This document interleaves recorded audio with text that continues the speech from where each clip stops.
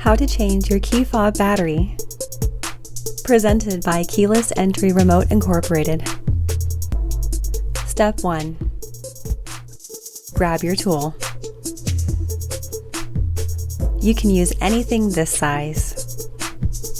Step 2. Twist it open. Notice that the plus side is up. Step 3. Lift it with the tool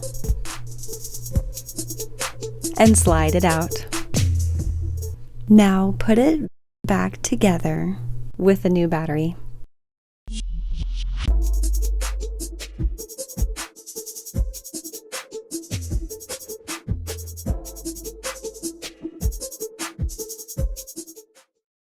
If you found this video helpful, please like and subscribe. That way, next time you need a new key fob, you'll know where to go. Keyless Entry Remote Incorporated, we're here for you.